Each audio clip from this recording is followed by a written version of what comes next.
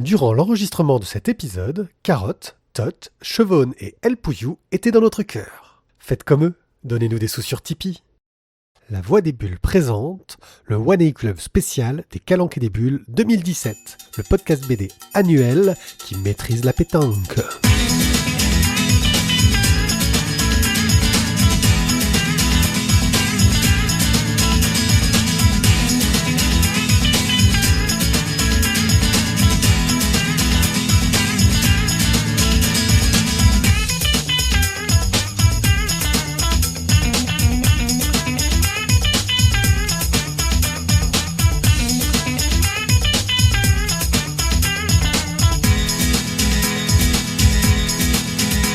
Bonjour tout le monde, nous sommes au festival des Calanques et des Bulles 2017. Je suis One A Pied et je suis accompagné de mes deux acolytes habituels, Tizak.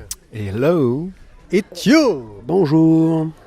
Alors, le festival est revenu dans les Calanques, on a de la chance, on a un putain de beau soleil, le temps est magnifique, nous sommes en t-shirt, lunettes de soleil rivées sur la tête. Et en plus, on a réussi à, malgré les difficultés techniques, à s'installer nickel pour préparer notre conférence sur les super-héros qu'on va faire tout à l'heure. Ça va? Alors, les plus gros problèmes qu'on a eu d'après vous, c'était quoi? Transporter les valises. Ça, on commence à maîtriser, je crois. Puis vous êtes allé faire des courses express? Eh oui. Comme d'habitude, rien ne fonctionne du premier coup. Donc la table de mix, ça fonctionnait plus. Les micros, ça fonctionnait plus. Le vidéoprojecteur de la salle n'était pas configuré comme il fallait. Bon bref, avec une magnifique perche en canne de bambou, on a réussi à effectuer les réglages du bout du doigt. Et on s'en est plutôt pas trop mal tiré. Allez jeter un œil sur mon Twitter One A Pied ou sur mon Instagram One A Pied, vous pourrez voir un peu toutes ces photos prises en live qui sont assez cocasses. Donc là, notre programme d'aujourd'hui, c'est vraiment prendre nos repères, nous balader, faire notre conférence sur super-héros, essayer de rencontrer un petit peu les auteurs pour sympathiser avec eux avant de pouvoir faire des interviews aussi cool que possible. Et puis on a retrouvé nos têtes connues, Domas, Richard Di Martino, Fred Chabot, Leila Benhabib, voilà, il y a du monde. Des attentes sur ce festival, Thio? S'amuser. Prendre du plaisir. Bon, je crois qu'on est à peu près d'accord. Et puis là, on va aller réviser un peu notre conf, histoire d'être au niveau. Nous sommes toujours au Festival des Calanques avec Clément Balou, artiste complet puisqu'il est à la fois auteur, dessinateur, storyboarder, mais aussi coloriste, conférencier, enseignant international, membre du Zarmatelier et prophète taoïste, même si sur ce dernier point, certains doutes persistent. Il est notamment le responsable des très bons Mémoires de Viet-Kieu, du Club des Suicides avec Eddie Vecaro ou encore La Vie en Rouge avec un certain Domas, bien connu de nos auditeurs. Clément, bonjour. Bonjour, alors pour le côté prophète, effectivement, je ne sais pas d'où viennent vos sources. Souvent, on a des sources, ça nous arrive plusieurs fois d'aller voir les gens, et on leur dit « Ah, mais t'as fait ça ?» Il fait « Ah non, pourtant c'était écrit sur BD Geste. » Ah bah ouais, mais non. Alors, on va commencer déjà avec ton actualité, s'il te plaît. Alors là, en janvier, vient de sortir le 3e volume des Mémoires de Viet-Kieu, qui s'appelle Les Mariés de Taïwan. Donc c'est un récit assez sombre. La couverture d'ailleurs est assez une grande partie, il y a beaucoup de noir sur la couverture. Et le visage d'une jeune femme. Et c'est cette jeune femme qu'on va suivre dans son périple à travers l'Asie. Et c'est une jeune femme vietnamienne des régions pauvres du Vietnam, qui va se retrouver à Taïwan, qui est un pays riche. Donc là, on est entre le nord riche de l'Asie et le sud plus pauvre de l'Asie. Voilà, c'est son parcours. Très bien. Tu as effectué une double formation aux Beaux-Arts, une première fois à Angoulême et ensuite à Hanoï. Alors pourquoi ce choix et surtout quelle différence t'ont apporté ces deux formations ? Alors les Beaux-Arts d'Angoulême, c'était un rêve pour moi d'y aller parce que gamin, j'avais entendu dire qu'il y avait une école où on faisait de la bande dessinée, ce qui était quand même assez incroyable. Bon, maintenant ça se normalise, mais à l'époque c'était quand même proche de la science-fiction. Donc, la prochaine étape, c'est une école pour devenir super-héros. Voilà, si elle avait été ouverte à l'époque, j'y serais probablement allé. Mais en fait, Angoulême, je ne sais pas si vous êtes déjà allé en dehors du festival, c'est quand même particulièrement déprimant. Hein. Désolé pour les Angoumoisins. En fait, non, c'est sur une colline, mais c'est quand même assez morne. Et donc, j'ai voulu fuir Angoulême de toutes mes forces. et le plus loin possible, c'était Hanoï, les Beaux-Arts de Hanoï au Vietnam. Non, en vérité, c'était mon année d'échange de fin de cycle d'études. J'étais encore étudiant aux Beaux-Arts d'Angoulême et j'étais en échange avec les Beaux-Arts de Hanoï, avec lesquels il y a un pont qui s'est créé. Donc il y a d'autres étudiants qui ont fait aussi, comme ça aussi le voyage. Il y a par exemple Christophe Bataillon qui a sorti récemment un bouquin pour les enfants de 2 points, 1 rond. Qui est un bouquin pour les enfants qui cartonne bien. Et lui aussi, il était un de mes camarades de classe. Et l'année suivante ou l'année d'après, je ne sais plus, il est allé aussi aux Beaux-Arts de Hanoï pendant un petit moment. Voilà. Et c'est sûr qu'après les Beaux-Arts de Hanoï, j'avais plus trop envie de rentrer à Angoulême, mais bon, c'est une autre histoire. Et au niveau des apports des enseignements, quelle différence tu as pu en retirer? Quels apports supplémentaires tu as pu avoir à Hanoï? Alors, on parlait des super-héros il y a 2 secondes, et effectivement, j'étais un grand fan de super-héros, et je connaissais... alors, je lisais beaucoup de BD, mais c'était vraiment ça mon point d'orgue, les super-héros, la science-fiction. Quand je suis arrivé aux Beaux-Arts d'Angoulême, je dois dire que j'ai découvert tout un tas d'autres choses. Les publications de l'association, à l'époque, c'était assez révolutionnaire. C'était fin des années 90, ça ne nous rajeunit pas. Le BD reportage aussi. Enfin, j'ai découvert que l'horizon de la bande dessinée était très vaste. Et ça a changé ma perception et mon envie et ma raison d'en faire. En fait. C'est-à-dire que j'ai essayé de me dire, mais peut-être que je peux dire quelque chose je peux m'exprimer réellement en tant que créateur à travers le médium bande dessinée. Ça, je l'ai appris aux Beaux-Arts d'Angoulême. Mais ce que j'ai trouvé aux Beaux-Arts de Hanoï, et ce qui était vraiment formidable, parce que je suis resté assez peu de temps en comparaison, c'est un enseignement plus classique, teinté à la fois d'un classicisme très colonie française finalement, c'est-à-dire des préceptes vraiment du maître qui instruit ses élèves de technique au niveau de la couleur, de la manière de dessiner, enfin des choses très formelles, très old school, qui aujourd'hui seraient décriées dans les écoles françaises, et en même temps toute une tradition picturale asiatique où j'ai découvert, par exemple, il y avait beaucoup de choses en commun entre la tradition d'images faites au Vietnam et la tradition d'images faites par exemple au Japon, que ça soit dans la laque, la porcelaine, voilà. Mais bon, là, le traitement des couleurs, en tout cas, les textures, peut-être. Ouais, ce que j'en tire aujourd'hui, la manière dont je travaille aujourd'hui mes couleurs, ça vient directement de ce que j'ai pu voir et comprendre quand j'étais à Hanoï. Ça, c'est indéniable. Très bien. Tu sembles bien aimer travailler en collaboration, mais en même temps, tu sais à peu près tout faire. Du dessin au scénario, en passant par la couleur, tu en parlais à l'instant. Qu'est-ce qui est le moteur du coup pour toi d'une collaboration? Visiblement, c'est pas la nécessité, donc qu'est-ce qui sous-tend cette collaboration? Alors d'abord, j'aimerais te remercier pour le côté je sais tout faire. Alors si seulement c'était vrai, mais bon, c'est toujours agréable à entendre. Donc, alors en fait, justement, on peut y revenir, c'est que j'ai envie de tout faire, ça c'est sûr. Après, quand je travaille avec Christophe Aliel, par exemple, non, je sais pas gérer le dessin dynamique et réaliste comme le fait Christophe Aliel sur Le ventre de la hyène. Et donc là, lui, il m'offre son talent d'un dessinateur nerveux, influencé manga, comics, avec des cadrages époustouflants, qui donne chaque personnage qui bouge dans les cases de Christophe, on y croit, il y a une vie, et ça non, je sais pas le faire, j'aimerais bien savoir le faire.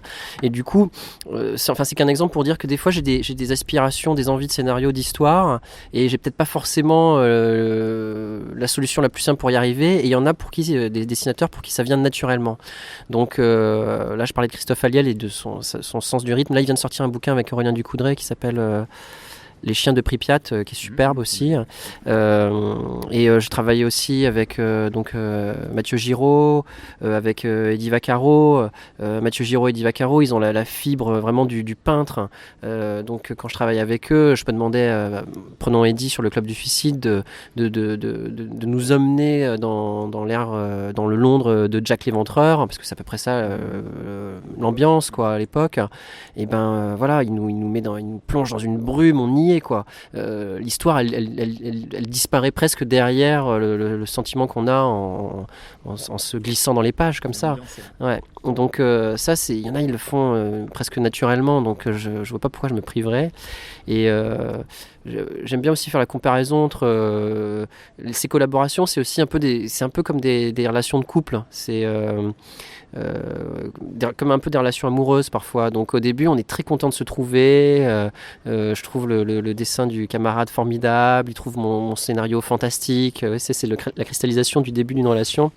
Puis après, vers le milieu de l'album, on commence à s'engueuler. Et à la fin de l'album, on est content que ça soit fait et on peut passer à autre chose. Et là, je reprends toutes mes casquettes, là, scénariste, dessinateur, coloriste, et je fais un album tout seul de mon côté. Ça me relaxe. Donc il y a un côté un peu comme ça. Attention, je ne suis pas gay, je tiens à le préciser, mais il y a une analogie quand même de couple avec le scénariste-dessinateur. Ce qui veut donc dire qu'a priori, une fois que tu as fait une collaboration, tu ne reviens pas avec la même personne pour une autre collaboration, ou l'envie peut revenir ? Non, en vérité, les gens avec qui je bosse, ça se passe bien. Ça se passe bien. C'est normal qu'il y ait des tensions, c'est le travail, mais ça se passe toujours bien. Et j'aimerais beaucoup retravailler avec certains des dessinateurs qu'on a cités. Il y a des projets qui sont plus ou moins en cours, en attente. Donc voilà, rien n'est exclu. Mais j'ai aussi d'autres copains qui ont un super potentiel au niveau du dessin et avec qui j'aimerais travailler, donc non, je m'interdis rien. Il se peut qu'on retravaille avec Eddy ou avec Christophe, comme je les ai cités précédemment. Dans tes productions, tes origines vietnamiennes sont très présentes. Comment est-ce que tu perçois cette thématique ? Est-ce que pour toi, c'est une forme de devoir de mémoire, une thérapie ou une simple envie de faire découvrir ces contrées et ces thématiques propres aussi à ces pays ?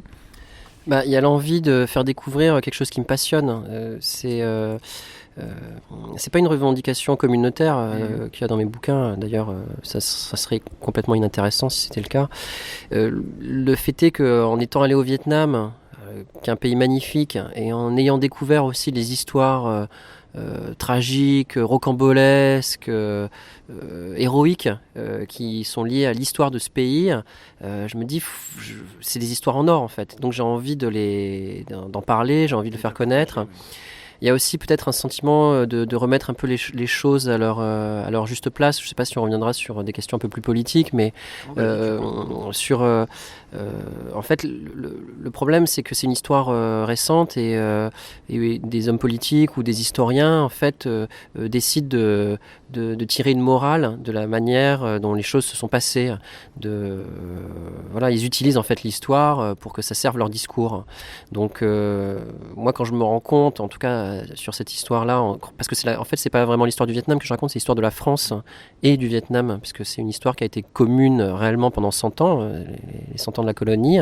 Et ensuite, il y a eu des liens très forts, il y a eu des conséquences. Une des conséquences, c'est que je suis là aujourd'hui, puisque étant d'origine vietnamienne, voilà. Il y a une amie à moi qui est ethnologue qui dit la colonisation n'est ni un bienfait ni un méfait. La colonisation, c'est ce qui s'est passé. Et c'est comme, par exemple, elle ajoute, d'ailleurs, les trains ne sont ni un bienfait de la colonisation, ni un méfait de la colonisation. Les trains sont un moyen de transport. Après, voilà, ça dépend ce que vous mettez dedans. Si vous mettez de la nourriture, des denrées, ou si vous mettez des gens, des gens prisonniers ou des armes, c'est pas la même chose. Voilà. C'est ce qu'on en fait. Donc, je sais pas si je suis clair, mais en fait, je veux juste redire les choses telles qu'il me semble qu'elles se sont passées, avec un peu d'objectivité, et essayer d'empêcher des discours démagos ou détournés. Voilà. Tout à fait. Très bien, merci. Une dernière petite question parmi toutes tes activités, laquelle est primordiale pour toi ? Quelle est celle dont tu ne pourrais pas te passer ? Le dessin, l'enseignement, l'écriture, autre chose ? Je vais me griller là, parce que si j'en choisis une, ça veut dire que les autres... je vais vraiment répondre. Non, sincèrement, ce qui me fait respirer, ce qui me fait vivre, c'est de faire mes BD, mes romans graphiques, c'est de me plonger dans des histoires que j'imagine. Ensuite de les dessiner ou de les faire dessiner en collaboration. C'est sûr que quand je fais des dessins publicitaires pour une chaîne de fast-food, j'en tire pas le même plaisir. Par contre, c'est mieux payé généralement. Donc voilà, après toutes ces activités sont liées au dessin, d'une manière ou d'une autre, c'est lié au dessin. Au début, l'enseignement, je dois l'avouer, je l'ai fait un peu par dépit, parce qu'il fallait que je trouve de quoi faire bouillir la marmite, voilà quoi. Et finalement, en fait, c'est en le faisant que je me suis rendu compte que c'était super, parce que je retrouvais des gens qui avaient la même, des gens jeunes, mais qui avaient la même volonté, les mêmes envies, les mêmes espoirs. Enfin, on a des choses à se dire. Donc, en fait, c'est devenu. J'ai découvert que c'était super l'enseignement. Alors il y a des hauts et des bas, hein, tous les profs vous le diront, mais c'est vrai que là j'ai la chance d'enseigner le dessin, la narration, la BD, donc je reste vraiment très proche de ce que j'aime faire moi, et puis quand ça passe bien avec les élèves, c'est un régal. Bon, quand ça passe mal, j'ai qu'une envie, c'est rentrer dans mon atelier, m'isoler, faire mes dessins tranquilles dans mon coin, et puis avoir ces petits cons sur le dos, et voilà. Et d'autres fois ils m'apportent des grands bonheurs parce qu'ils comprennent des choses que je leur dis, et puis on échange, et puis il y en a, ils m'apprennent des choses aussi, hein. Faut pas le nier, hein. Ils ont aussi une culture qui me permet de rester à la page, qui me permet de pas m'encrouter. Ils me montrent des trucs nouveaux, donc il y a des moments vraiment je leur suis reconnaissant, c'est eux qui m'apprennent des choses. On change un petit peu de sujet. Vu les difficultés rencontrées par les auteurs, ou en tout cas certains auteurs à être édités, certains se lancent dans le crowdfunding, notamment François Moretti. Que penses-tu de ce système de crowdfunding ? Là j'ai un exemple, c'est un ami, Julien Parra, qui est auteur de bande dessinée, qui est aussi enseignant dans la même école où je donne des cours, à Axe Sud à Marseille. Julien Parra, lui, il a eu une expérience d'auteur classique avec des éditeurs, voilà. Et puis il a réfléchi beaucoup à la question. Donc j'ai pas réfléchi moi-même à la question, mais je l'ai vu lui réfléchir, et il a lancé aussi son Ulule. Donc j'en profite pour lui faire de la pub. Allez-y, c'est le Dessinator. Voilà, vous cherchez le Dessinator, et ça marche très bien. Donc c'est vrai que je me dis qu'il y a un nouvel élan, il y a des nouvelles possibilités. Le problème que moi je rencontre, j'avoue, et en voyant donc ce camarade travailler là-dessus, c'est que ça rajoute un nouveau métier à mon métier. Déjà, comme on disait, j'ai plusieurs casquettes. Ça veut dire aussi être une sorte de chef de projet, éditeur, marketing, animateur sur réseaux sociaux. Donc ça rajoute plusieurs métiers. Et moi, ce qui me fait un peu mal, c'est que pendant qu'on fait ces métiers-là, on dessine pas nos planches de bande dessinée. Donc pour l'instant, je reste encore attaché à l'image, vous voyez, un peu classique là, de l'écrivain là, qui contacte son agent ou son éditeur. Ils ont des longues discussions, puis après il se renferme dans son atelier, il écrit, voilà. Donc j'ai un peu cette vision romantique qui est complètement dépassée et je m'y accroche. Mais je vois bien que les modèles sont en train de changer, et que probablement les jeunes auteurs vont dépasser ce cadre un peu figé avec l'éditeur, le diffuseur, etc., quoi. Ton point de vue sur la BD numérique, justement, puisqu'on parle d'évolution ? En fait, j'aimerais voir des choses qui me plaisent complètement. Mais pour l'instant, j'ai rien vu qui soit. Alors peut-être je me suis mal renseigné, mais j'ai rien vu qui soit vraiment convaincant. J'ai vu des tentatives formelles très belles, c'est-à-dire que c'est très agréable, c'est beau, c'est malin, voilà. Donc tout ça. Mais une fois la lecture finie, j'ai pas de sentiment d'avoir été touché au plus profond de moi-même. Donc j'imagine que ça va venir, parce que ce ne sont que des outils, mais pour l'instant il y en a aucun malheureusement qui m'a séduit. Quelle est ta dernière découverte en bande dessinée, une BD qui t'a fait faire waouh ? Alors c'est le dernier JP, La Terre des Fils, qui est une bande dessinée tout en noir et blanc, un gros pavé, un roman graphique, et JP qui fait des BD assez intimistes, réalistes, contemporaines, un peu autour de son mal-être. Voilà, c'est toujours très très bien raconté, c'est brillant. Là, il fait une bande dessinée post-apocalyptique que je trouve à mi-chemin entre The Road et Mad Max. Donc on est dans un récit vraiment dur. Alors c'est pas désertique parce que ça se passe sur un lac, mais il y a vraiment cette violence, ce monde sans pitié. Ça peut faire aussi penser à The Walking Dead, sauf qu'il n'y a pas de morts-vivants, mais voilà, c'est cette ambiance-là. Et il y a un des thèmes très forts dedans, et je pense qu'il réagit à l'actualité contemporaine, c'est que les personnages sont confrontés à une secte de fous de Dieu. Et donc leur culte les pousse à faire les pires choses, quoi. Donc voilà, on retrouve peut-être ce qu'on peut voir en ce moment du côté du Moyen-Orient avec Daesh. Mais voilà, le récit est superbe. Il y a beaucoup de non-dits. Tout est autour du non-dit. Le père ne dit pas... c'est un père et ses deux fils, hein, la base de l'histoire. Et le père, il y a plein de choses qu'il cache à ses enfants. Les enfants, il y a des mots interdits qu'ils n'ont pas le droit de dire. Donc c'est pareil, la religion qui est décrite dedans. Donc, les fanatiques aussi, ils ont beaucoup d'interdits. Il y a beaucoup de secrets. Donc c'est vraiment le non-dit, je pense, c'est le maître mot du récit. C'est le leitmotiv. Et c'est extrêmement bien fait. Hein, c'est extrêmement prenant. En le lisant, j'imaginais que si un producteur le lit, ça va être adapté en film sous peu, parce que c'est en plus complètement dans l'air du temps, quoi. Enfin bon, on verra, mais super bouquin de JP. Je suis avec Thomas K, membre de l'Atelier 24, spécialiste en recrutement de stagiaires au Vietnam. Bonjour. Bonjour. Alors, qu'est-ce que l'Atelier 24 ? Je découvre ça, je vois ce qui me semble être un fanzine avec des dessins de style très variés et plutôt pas mal même, j'ai envie de dire. Vous êtes qui ? Vous faites quoi ? En fait, on est un collectif de jeunes auteurs de bande dessinée qui se sont retrouvés aux études en Belgique, en fait. Donc le collectif, c'est un collectif belge qui sont passés par les hautes écoles artistiques, que ce soit Bruxelles, Liège, Tournai. Et c'est les Belges, Et tous les 6 mois, en fait, on donne un thème et sur ce thème-là, on fait un appel à projet à nos participants et ils peuvent envoyer des planches de BD ou alors des illustrations. Et ça arrive de 6 mois, maintenant ça fait 5 ans que ça existe. Voilà. Et qu'est-ce que vous faites à Marseille ? Parce que ça fait loin quand même. En fait, on essaye un peu de s'exporter aussi parce qu'on est beaucoup présent dans les festivals dans le nord de la France et en Belgique de fait. Et en fait, l'IMSELA qui est ici, elle vient de la région.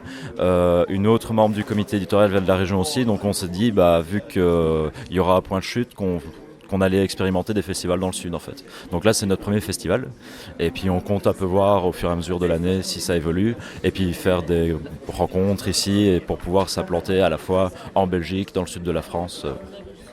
Donc vous êtes tous des jeunes auteurs non professionnels encore, ou vous avez commencé à travailler pas forcément dans la BD mais dans l'illustration, dans le graphisme ? Ça dépend lesquels en fait. Il y en a qui ont réussi à être publiés grâce à l'Atelier 24 parce que en fait les participations, elles sont bénévoles, je veux dire ça comme ça, on n'est pas rétribué financièrement, mais on offre la possibilité à nos auteurs d'être présents au festival. Et être présent au festival, c'est permettre de faire des rencontres de professionnels, que ce soit d'autres dessinateurs, que ce soit des éditeurs, que ce soit même d'autres domaines liés au dessin en général. Et donc au fur et à mesure, il y en a qui ont pu sortir une BD ou alors un bouquin d'illustration, ou qui leur a ouvert des portes vers un autre domaine lié à l'art, quoi. Donc, et aussi à des fondateurs étaient dans le milieu professionnel et c'est ça qui a permis à l'atelier d'avoir déjà une petite porte d'entrée assez confortable dans le domaine. C'est un professionnel qui est un cofondateur de l'atelier, c'est qui ? C'est une auteure, c'est Karine de Brab. Je ne sais pas si elle est très connue ici, en Belgique on la connaît beaucoup, qui dessinait Sacapus à une époque. Voilà. Donc c'est elle, une des fondatrices de l'Atelier 24, avec des anciens étudiants de Bruxelles notamment. Parce qu'il y a beaucoup d'étudiants qui sortent de Bruxelles en BD. Donc à chaque fois c'est sur une thématique, et tous les 6 mois, un album grand format de combien de pages Combien de pages ? C'est en général entre 60 et 90 pages, je dirais, environ. Donc ça dépend un petit peu des participations, ça dépend de ce qu'on a. Le dernier numéro, je crois qu'on en a 90 presque, un petit peu moins, peut-être 85. quelque chose comme ça. Et pour d'autres, ça tournera plus autour de 60, quoi. Ça varie en fonction des participations. Et si on veut se le procurer en dehors des festivals, on peut ? Non, malheureusement, c'est pas encore possible parce que on le vend en festival, mais on cherche justement pour le moment des points de vente et il y aura peut-être possibilité bientôt de l'acheter via Internet. Donc ça, il faut rester un peu alerte. C'est en train de se faire. On est en train de réformer un peu le système de l'atelier. Donc du coup, on se dit vente par Internet, ça peut être possible bientôt si tout se passe bien. Oui, parce qu'à l'heure de l'Internet, sortir un fanzine papier difficilement distribuable, ça fait un peu old school. Oui, en même temps, c'est pas faux, mais après, c'est surtout pour nos auteurs qu'on fait ça. Et les lecteurs, au final, ça permet de créer un lien direct, en fait. Parce que ce qui est très sympa, c'est de rencontrer des gens en festival, des lecteurs. On parle un peu avec eux, ils disent « Ah, c'est quoi l'atelier 24 ?» etc. On discute. Et puis après, ils achètent parce que ça leur parle. Puis après, ils nous suivent. Puis après, ils reviennent en festival. En Belgique, il y a des festivals où on va depuis 5 ans. Ça fait 5 ans que le collectif existe. Ça fait 5 ans qu'on va à certains festivals régulièrement. Et il y a des gens qui viennent nous retrouver à ce moment-là pour acheter leurs 2 numéros de l'année, pour discuter, pour voir ce que les gens y deviennent. Et ils demandent « Ah, machin, il est pas là, j'ai envie de le revoir, etc. » Donc ça crée un lien très réduit, mais au final un lien très humain qui est très agréable à vivre en fait. Surtout quand on est jeune et qu'on commence, c'est qu'on se dit on n'est pas obligé d'être un grand nom pour toucher directement le public. C'est qu'il suffit juste de parler aux gens. Et il y a ce côté relation humaine qu'on a moins avec Internet, enfin peut-être différemment aussi. Mais là c'est plus des blogs personnels, des pages Facebook de chaque participant qui ont leur propre petit public personnel justement. Ok, merci beaucoup. Je pense que donc si je le veux, il faut que je l'achète maintenant tout de suite, sinon ça va être galère. Exactement, sauf si bientôt, alors il y a possibilité qu'on soit peut-être à Soliesville bientôt, éventuellement, et à Lyon le mois prochain, au mois de juin, il me semble que c'est au mois de juin, si tout se passe bien. Donc on peut suivre la page Facebook et il y aura toute l'actualité dessus. Pas moche, t'as deux doigts de faire un carreau. Oh putain. Voilà. T'as visé qui là ? Bah ta boule. Bouge pas. Je vais faire une roulette à l'ancienne. Là. Ah moi c'est la raflette. Alors à force d'interviewer toujours les mêmes personnes, on a essayé d'un peu innover sur les concepts. Donc là on part sur l'interview pétanque. On est avec Fred Chabot. Et donc on va parler un petit peu des nouveautés depuis l'an dernier, dont Gant Blanc. Salut Fred. Et bonjour, bonsoir, ça dépend l'heure. Voilà. Alors tu as sorti une nouvelle série, Gant Blanc, chez un éditeur qui n'a pas sorti beaucoup de bandes dessinées, c'est Philodalo. Philidalo. Philidalo, ok. Comment est-ce que tu t'es retrouvé à travailler chez cet éditeur ? Ton précédent bouquin était sorti chez eux déjà. Je vais pas être gentil avec l'éditeur, mais tant pis, voilà. Il avait, c'était le propriétaire de l'ancienne boîte d'édition chez qui j'étais, Physalis. Ils ont fait faillite, ils ont déposé le bilan. Ils ont laissé dans la merde tous les auteurs et ils ont rouvert une autre boîte, entre guillemets, puis ils ont repris certains livres qu'ils avaient déjà payés. D'accord, donc en gros tu es avec eux parce qu'ils avaient déjà payé pour le livre. Voilà, et puisque le livre qui était presque sorti, il ne pouvait sortir que chez eux. Voilà. Donc nous les bouquins qu'on a lus de toi jusqu'ici avaient un côté assez marseillais. Et là, dans Gant Blanc, pas du tout. C'était une volonté de t'échapper de Marseille pour parler d'autre chose.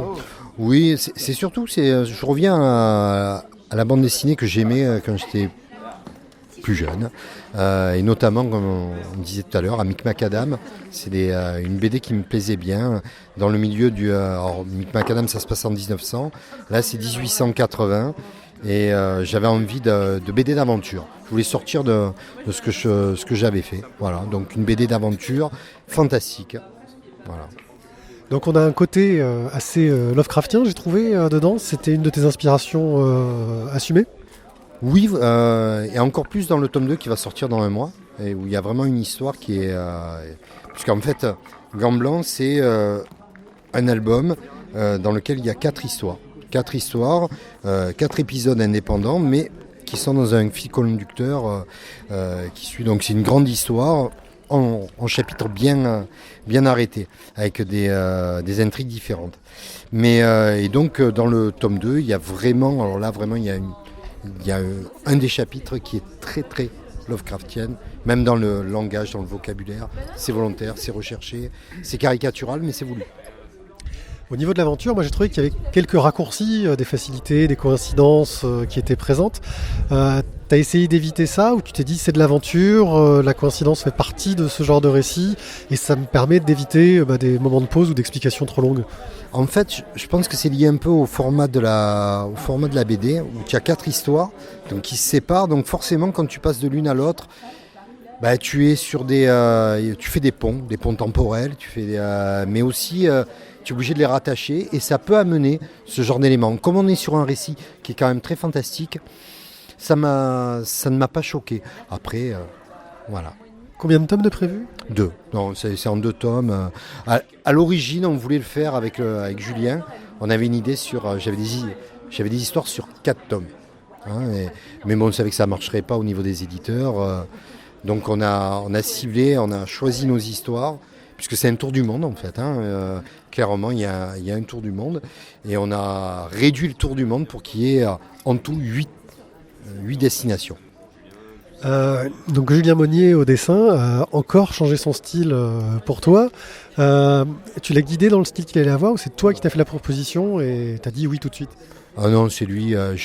J'ai connu. Alors l'histoire vraiment c'est une histoire qu'on avait envie tous les deux de faire. C'est vraiment, on voulait s'orienter vers ce. Lui il aime bien Hellboy, donc sans raccourci, c'est pas du Hellboy qu'on fait, mais j'aimerais bien, mais surtout au niveau des ventes et du talent de la... c'est pas sympa pour ton collègue. Non, du scénariste aussi, de l'ami. Mais mais il s'adapte toujours. Il voit très bien, Julien, il voit l'histoire, il a chaque fois mis une couleur, un style particulier. Aujourd'hui encore, quand je montrais toutes les BD que j'avais, qu'on avait faites avec Julien aux gens qui venaient au festival, ils étaient impressionnés. Mais c'est le même dessinateur. Et ouais, c'est le même dessinateur. Alors, c'est vrai qu'on peut trouver des ressemblances, mais il y a vraiment des tonalités, des évolutions. Je dirais que la plus différente, c'est peut-être Fatalitas, qui a le dessin, mais il a une touche plus réaliste dans Gant Blanc, des belles couleurs. Enfin, c'est un régal. Travailler avec Julien, c'est un plaisir. On est dans le récit d'aventure classique, un côté un petit peu pulp dans l'ambiance. Ça permet souvent des facilités. Est-ce que tu as eu un travail de documentation plus léger que tu as pu avoir par exemple sur un Fatalitas? Ou est-ce que tu es quand même impliqué dans la documentation pour avoir un aspect plus véridique? Alors, dans le tome 1 de Gant Blanc, j'ai eu c'est l'épisode sur les vaudous, sur le dernier, qui m'a demandé pas mal de docu, parce qu'il fallait absolument faire quelque chose de cohérent, et c'était assez compliqué. Sur les autres thèmes, c'est vrai que on peut avoir facilement des libertés, c'est facile. Puis le schéma de 14-15 pages pour une histoire, c'est facile à écrire. Vraiment facile à écrire, beaucoup plus facile à écrire que 45 pages où tu dois faire une montée de rythme, etc. Là, sur les 14 pages, ça va plus facilement. Tu rentres. Ce que j'avais pas l'habitude de faire avant, c'est que j'aimais bien écrire, prendre le temps sur les personnages, ça pouvait être long. Je faisais les précédents albums, ils avaient été écrits 140 pages. Ils ont été scindés parfois en plusieurs albums, mais ils avaient été écrits pour être plutôt long. Là, je suis obligé de rentrer dans l'art rapidement. C'est plus facile et c'est plaisant. Moi, j'ai pas eu de difficulté sur le tome 1 au niveau de l'écriture. Il y a tout un mystère au niveau de ce tatouage qui apparaît, qui disparaît, qui envahit les gens, qui finit par les tuer et les bouffer. Est-ce que tu vas laisser le mystère sur l'origine, l'histoire de c'est quelque chose qui colle très bien à ce genre de récit, ou est-ce que tu as déjà une explication et une révélation qui va arriver dans le dernier tome? Non, j'ai une révélation. Il y a vraiment une boucle. Il était vraiment en fait, quand j'avais écrit Gant Blanc, c'était la première histoire, Funeste Traversée, c'était au départ juste une petite histoire en 15 pages, parce qu'un dessinateur voulait que je fasse quelque chose en 15 pages. D'ailleurs, il n'est pas allé au bout du travail. Et après, j'en ai eu l'idée sur le personnage, je me suis dit, il y a un potentiel, on peut faire quelque chose. Et j'ai eu de suite l'idée du tour de monde, de la boucle, et de la fin. La fin, elle était claire depuis le début. Donc j'ai tourné les histoires pour arriver. Donc je dirais que c'est assez construit. On peut avoir des raccourcis d'un chapitre à l'autre pour simplifier la narration, la compréhension, mais globalement, on peut dire que les 2 tomes étaient déjà plus ou moins écrits. Enfin, c'est pas plus ou moins, ils étaient écrits. L'idée, j'ai pas inventé la fin en arrivant vers la fin. Voilà. C'est le genre d'univers, je trouve, qui se prête bien un peu à un univers étendu, des histoires qui se développeraient, développer la mythologie de ton univers. C'est quelque chose que tu aimerais faire, que tu as prévu, ou que tu vas passer à autre chose? C'est quelque chose qui probablement ne se fera pas, mais que j'aurais aimé faire.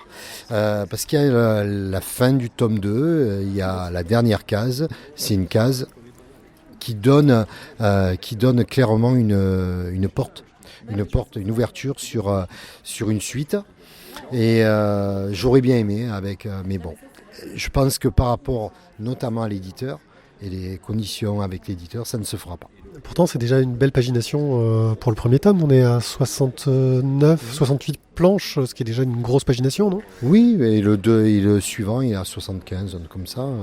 Non, c'est... je pense que le lecteur en a pour son argent quand il le lit. Enfin, de mon point de vue, il y a des BD qui ont été beaucoup plus courtes, pas forcément de mon fait, elles ont été scindées par l'éditeur.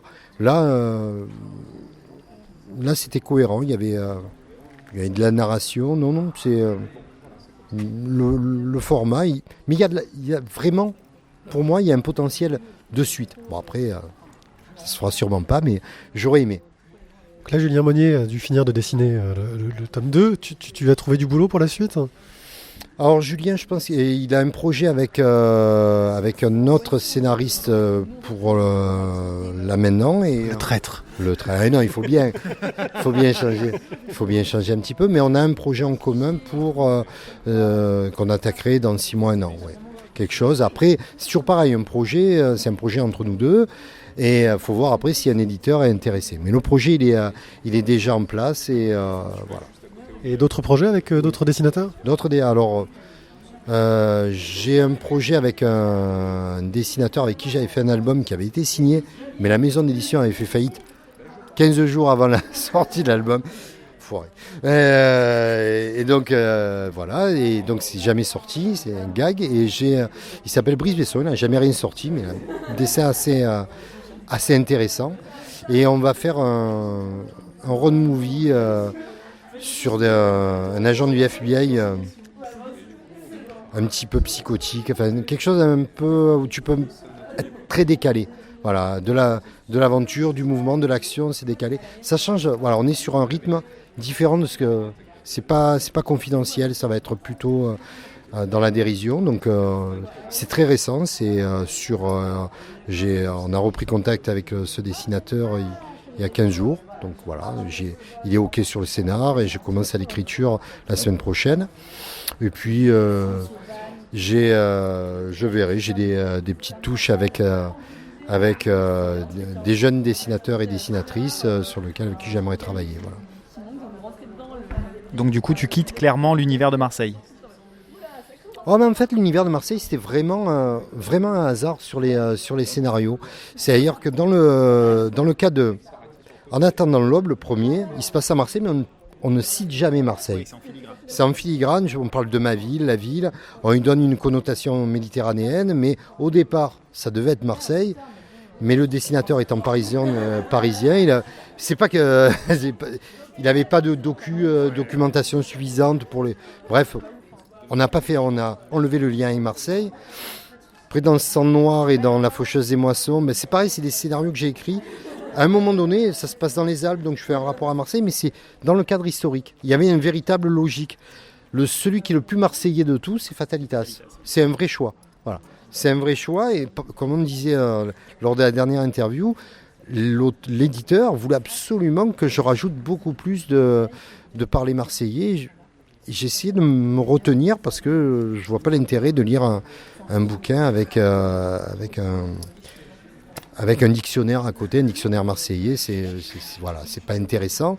Et il y en a déjà beaucoup, mais il y a beaucoup de gens qui m'ont dit aussi, je pense à Yann Madé, il me disait, j'ai apprécié parce qu'il n'est pas fan, lui, si je peux parler pour lui, il n'est pas fan justement des BD axé sur traditionnel, Marseille, avec le comme ça.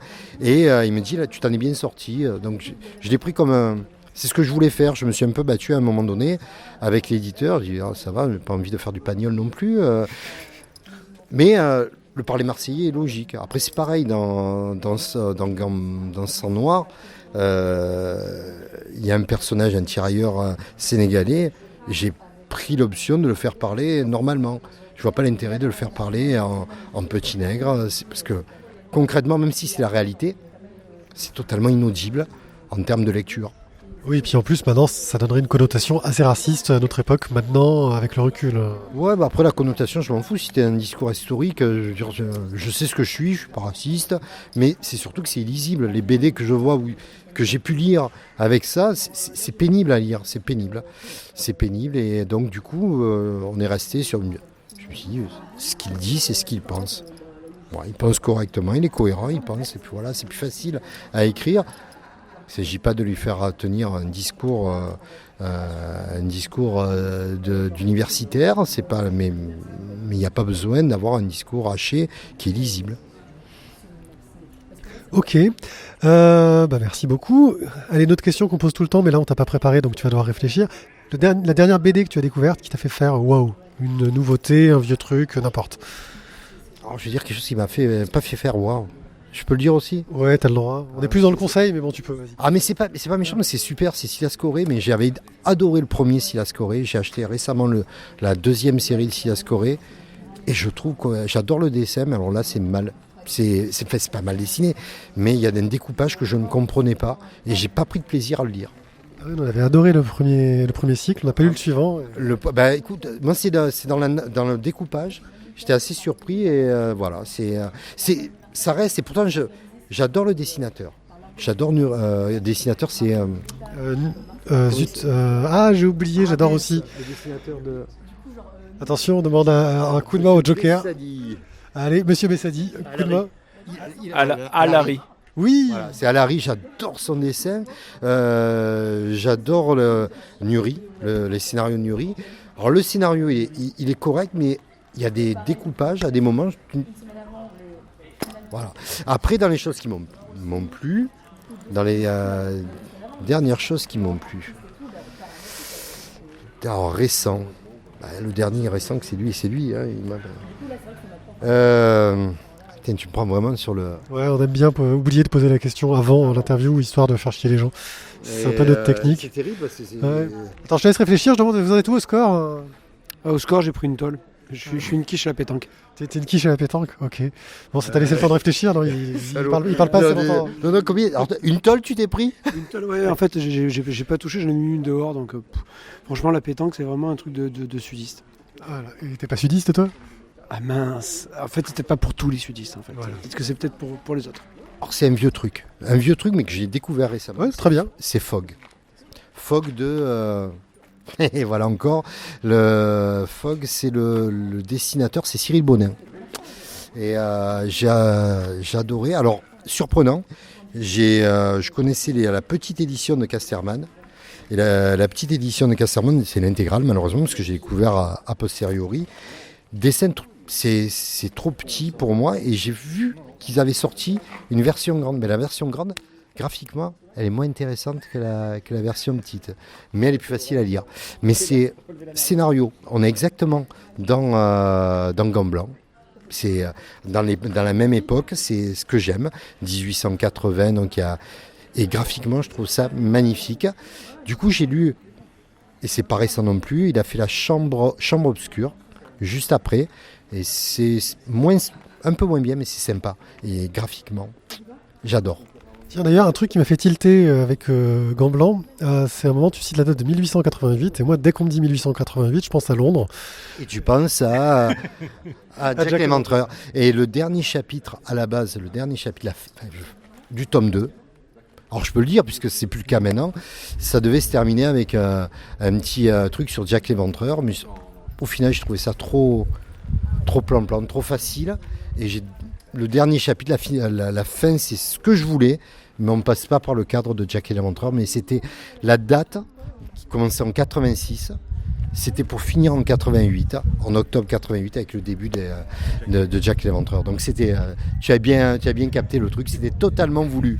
C'était totalement voulu, mais c'est tellement prévisible que du coup, excuse-moi, il y a eu un petit... Ouais, là je me suis fait arroser, là, il pleut à Marseille. un petit postillon qui est parti comme ça.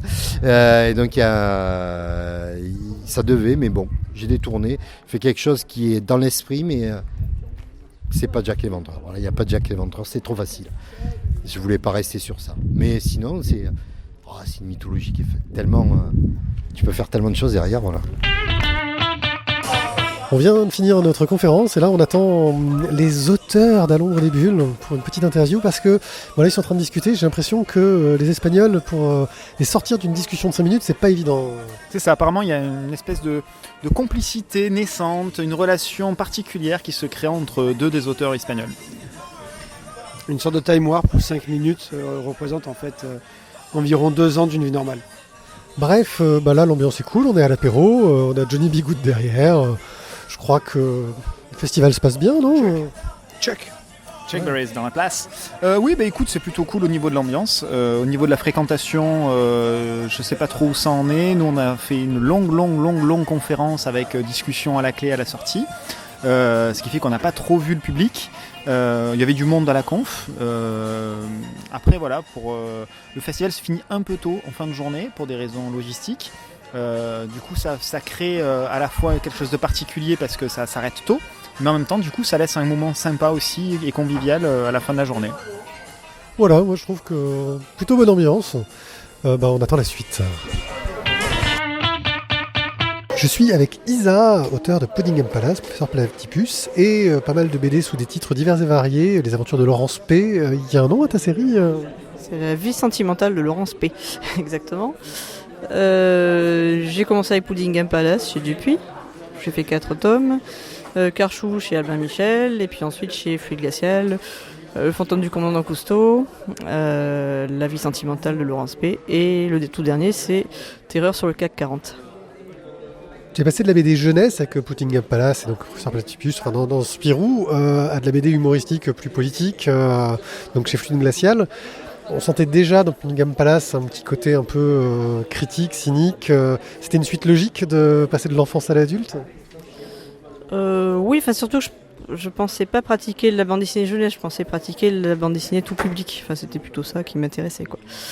Donc c'est vrai que chez les personnages, les animaux de Puddingham Palace, puisque c'était les sujets de la cour royale, oui, c'était assez frondeur, un peu impertinent, ils respectaient pas le protocole. Puis moi c'est ce genre de... Oui, ça s'attaquait en fait au pouvoir, quoi. C'est plutôt... oui, c'est un peu mon leitmotiv, d'essayer de rendre ça le plus ridicule possible. Voilà, l'envie de puissance... Donc c'est un peu ce qu'on retrouve aussi chez Cousteau, parce que là c'était vraiment un personnage très orgueilleux. Donc donc j'aime bien railler ça, quoi. Ce côté personnage imbu de lui-même, qui se croit vraiment la référence dans l'écologie et qui ne l'est pas en réalité.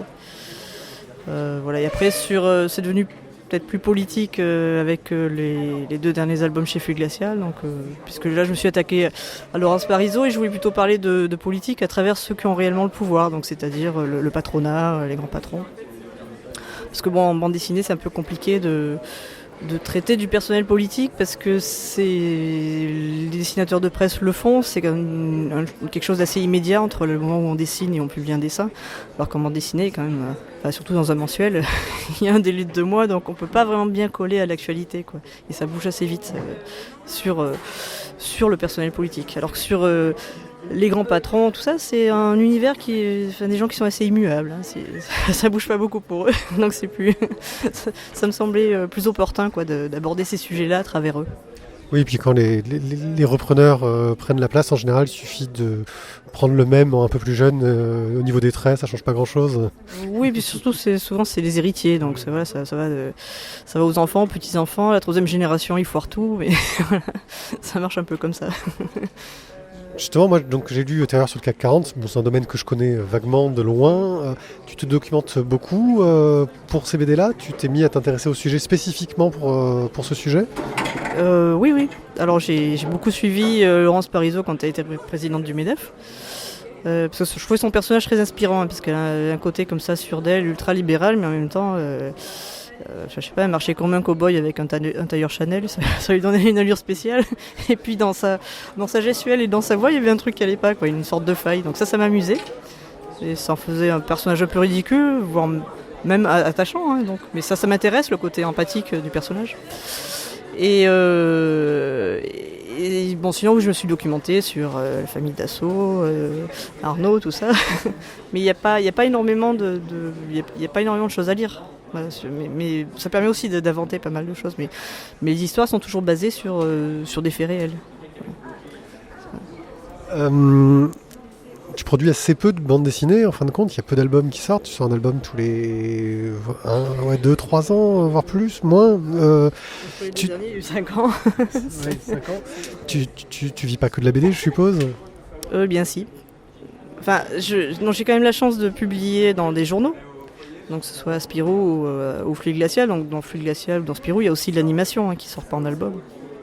J'en vis difficilement en fait, mais c'est parce que je suis assez lente aussi. C'est le problème. Vu les difficultés rencontrées par beaucoup d'auteurs pour être édités, il y en a pas mal qui se lancent dans le crowdfunding, donc se faire financer par les lecteurs. Tu t'es intéressé à ce genre de création ou tu restes vraiment très attaché à l'éditeur traditionnel ? Il y a quelque chose qui me gêne en fait dans le crowdfunding, c'est que ça quand même un peu faire la charité. Et je pense que les éditeurs ont un métier à faire, quoi. Mais bon, c'est vrai que j'ai l'impression que les éditeurs se transforment ces derniers temps plus en commerciaux, mais on aimerait avoir des gens qui nous accompagnent, des vrais éditeurs. Ça a tendance à se perdre. Et oui, je sais pas, je vois pas trop de solutions à ça. Tu t'es déjà un peu intéressé à la BD numérique, que ce soit les bandes dessinées numérisées pour les lire sur écran ou sur les BD qui sont produites explicitement pour les écrans ? J'avais un peu suivi l'aventure de Cyclope. Moi personnellement j'ai du mal à lire comme ça, alors je pense que la jeune génération c'est plus habituée à ça. Au niveau contraintes, ça m'intéresse au niveau contraintes de création, mais j'ai pas eu l'occasion en fait de m'y essayer, quoi. Bon, je suis pas non plus en informatique une lumière. Oui, il faut souvent trouver un développeur pour donner un coup de main derrière. Oui, parce que, par exemple, j'ai fait un site internet, mais qui est en jachère depuis des années. Je cherche quelqu'un d'ailleurs pour m'aider. Oui, je crois que l'annonce est passée, donc si vous voulez faire un site internet pour un auteur qui gagne difficilement sa vie, voilà. Ok, merci. Quelle est ta dernière découverte en bande dessinée ? Bon, alors c'est assez corporate, parce que finalement je finis par lire que ce qui est publié en fait dans les journaux pour lesquels je travaille. Alors chez Spirou, c'est pas encore sorti un album, mais il y a une série que fait Libon que je trouve extrêmement drôle. Ça s'appelle les Chevaliers de l'Apocadispe. Donc je pense que ça va sortir chez Dupuis, dans pas trop longtemps, mais je sais pas quand. Et sinon, chez Fluide, la dernière que j'ai lue, je trouve vraiment très très bien, c'est celle de Jacques Rénal, Les Nouveaux Mystères. Oui, parce que alors Jacques Rénal, c'est plus de l'écriture en fait que du dessin, mais c'est très très rythmé. Et ça a un ton assez docte comme ça, très posé, mais ce qui finit toujours par quelque chose de très très très absurde, quoi. Et c'est une sorte d'humour à froid, et donc il parle pas mal de science, de complotisme, de choses comme ça. Moi je trouve ça très drôle. Nous sommes avec Bruno Bessadi et comme on le voit trop souvent, on va juste lui poser la question chiante qu'on pose à chaque fois. C'est quoi ta dernière découverte en bande dessinée, Bruno ? Bonjour. Alors, ma dernière découverte. Alors, la dernière BD qu'on m'a offerte, c'est le dernier tome de Invincible, le tome 21, je crois, qui s'appelle Sacrée Famille, je crois, aux éditions Delcourt. Donc, Invincible chez Delcourt, j'adore. Mais la dernière BD pour laquelle j'ai eu un coup de cœur, c'est la BD Tebori, chez Dargaud. Alors, dessinée par Toledano Martial et scénarisée par Robledo José. qui nous avait déjà fait avant Ken Game, je ne sais pas si vous connaissez. Ken Game, c'est déjà super. Et donc Tebori, c'est sympa, je crois que c'est en 3 tomes. Les 2 tomes sont déjà sortis. Et donc c'est un dessin hyper léché. Et voilà, moi j'aime bien. Ça a un petit peu des relents d'Akira. Ça parle de tatouage. C'est teinté de mythologie un peu japonaise, tout ça. Là, donc c'était un de mes derniers coups de cœur BD, quoi. Nous sommes avec Yann Madé, auteur aux Armes Ateliers, qui donc ne fait que parler les Armes Ateliers. Hein. Je pense qu'on va installer une seconde antenne là-bas, qui s'est fait remarquer pour son livre Cher Mokhtar, qui est un dialogue avec un terroriste, un dialogue fictif avec un terroriste, qu'on chroniquera très prochainement dans notre émission. Yann, bonjour. Bonjour. Alors, est-ce que tu as une actualité justement, parce que Cher Mokhtar est sorti il y a un petit moment maintenant? Alors oui, Cher Mokhtar continue sa vie, même si effectivement il est un peu sorti des radars au niveau des librairies, mais en fait à l'heure actuelle je suis beaucoup dans les lycées, en fait, les CDI et tout ça, pour parler justement du sujet avec les jeunes, ce qui est très intéressant. J'ai une actualité autoproduite, qui est encore une autre aventure, qui s'appelle De la sympathie pour les débiles, qui est une BD animalière, on va dire, donc qui est un hommage à la BD animalière en général, et surtout un hommage au blues et au cinéma des frères Cohen, d'où le titre, La sympathie pour les débiles, parce que voilà, c'est quand même un classique des frères Cohen de faire marcher les débiles dans leur histoire, et qui est une aventure dans le sens où il y a une adaptation théâtrale et musicale de cette BD qui devrait tourner à la rentrée, et donc l'album est sorti en février. Là. Ok, tu parlais justement de l'auto-édition. Avant de sortir Cher Mokhtar chez la boîte à bulles, tu avais fait que de l'auto-édition, en tout cas, si je me suis bien renseigné. C'était une volonté dès le départ de faire de l'auto-édition pour avoir le contrôle total, ou c'est parce que tu avais démarché, tu n'avais pas trouvé d'éditeur à qui tes projets convenaient? Alors non, c'était pas du tout une volonté, mais ce qui est drôle, c'est qu'aujourd'hui, il y avait d'ailleurs une conférence là-dessus à Angoulême pendant le festival, où en fait c'est quand même une tendance assez forte chez pas mal d'auteurs, dans laquelle je me retrouve, qui est qu'en fait on fait des albums conventionnels qu'on propose à des éditeurs de manière normale, mais qu'en fait les sujets dont on veut absolument parler, ou les objets, on va dire, livres qu'on veut absolument voir exister, on est de plus en plus nombreux à les faire vivre par nous-mêmes, quoi.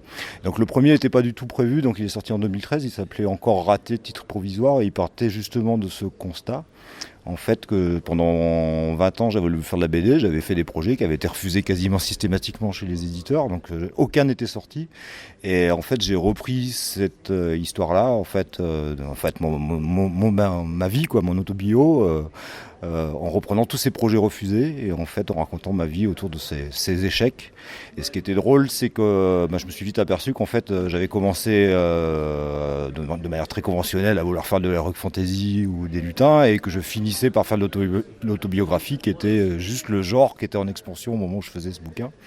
Et il a fallu, donc ce bouquin a été refusé chez les éditeurs, et donc du coup ça m'a poussé à aller jusqu'au bout de la logique, qui était de produire moi-même ce livre, puisque en fait, et donc de raconter jusque-là, en fait, voilà, des échecs des années 80 jusqu'à aujourd'hui, jusqu'à l'autopublication, qui est une tendance lourde aujourd'hui, quoi. C'était pas une volonté, mais en fait c'était cohérent, en fait, par rapport à mon parcours.